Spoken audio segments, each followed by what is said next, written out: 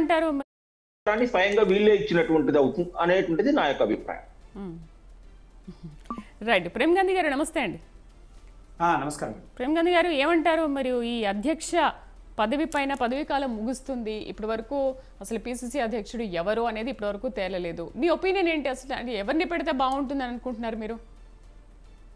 అది కాంగ్రెస్ పార్టీ యొక్క వ్యక్తిగత లేదా పార్టీకి సంబంధించినటువంటి అంశం. అది అయినా ఒక అంశం మనం ఏం చెప్పగలుగుతాం, సామాజిక వారంగా చూసుకుంటూ పోతే ఒకవేళ నిజంగా కూడా గతంలో వీళ్ళు ముఖ్యమంత్రి రెడ్డి సామాజిక వర్గాన్ని ఉంటే బీసీకి ఇచ్చారు, లేదా బీసీ సామాజిక వర్గం ఉంటే రెడ్డి అనేటువంటి అంశం వాళ్ళు మట్టిర్రు. దాంట్లో సంతోషం, దాంట్లో ఎక్కలేదు.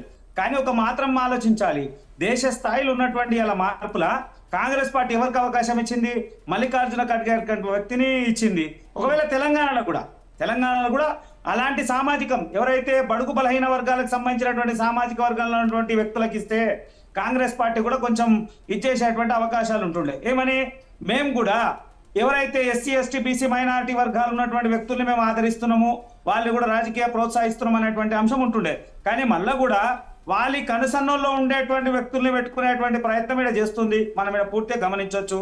ఒకవేళ మహేష్ కుమార్ గౌడ్ అంటే ఆల్రెడీ ఆయన ఎమ్మెల్సీ, సరే మళ్ళా అది కాకుండా మదియాష్కి గౌడ్ అంటున్నారా లేదా వీళ్ళు అంటున్నారా అనేటువంటి అంశం మనం ఇక్కడ రెండు చూసినా కానీ ఒకే సామాజిక వర్గానికి సంబంధించినటువంటి అంశం ఇక్కడ క్లియర్ కనబడుతుంది. సరే బీసీ అనే కాన్సెప్ట్ కానీ ఒకే కులం, దీన్ని కూడా పరిగణలోకి తీసుకొని ఎవరిని ఇస్తారు ఏమిస్తారు అనేది వాళ్ళ పార్టీ అంతర్గత విషయం.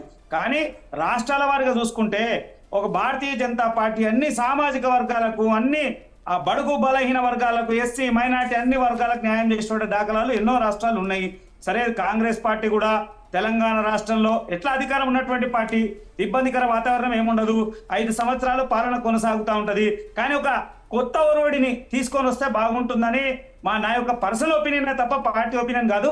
సరే వాళ్ళ పార్టీ వాళ్ళ ఆలోచన వాళ్ళకు ఉంటది, ఎవరికి ఇస్తారు ఎట్లా ఇస్తారు ఏం సంగతి అనే భావన వాళ్ళకు ఉండాలి. కానీ దేశ స్థాయిలో ఉన్నటువంటిలో కొంత మార్పుని వాళ్ళు స్వాగతించారు.